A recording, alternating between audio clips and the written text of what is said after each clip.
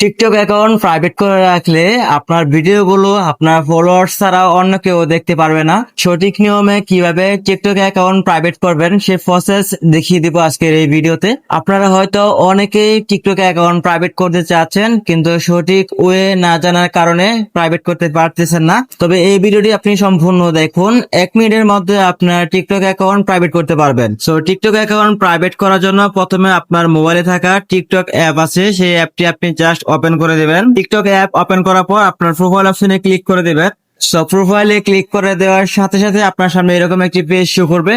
আপনি উপর দিকে টিরোড আইকন দেখতে পারবেন, আপনি এই টিরোড আইকনে ক্লিক করে দিবেন।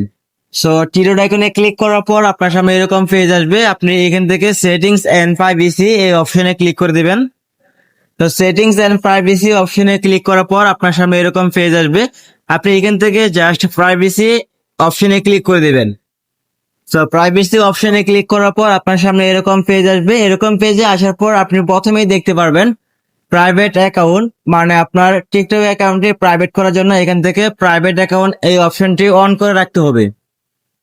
সো দেখেন আমার অ্যাকাউন্টটি প্রাইভেট হয়ে গেছে, আমি জাস্ট এই অপশনটি অন করে দিয়েছি। সো তারপর দেখেন আমার প্রোফাইলে চলে আসি, দেখেন আমার অ্যাকাউন্টটি কিন্তু প্রাইভেট দেখাবো।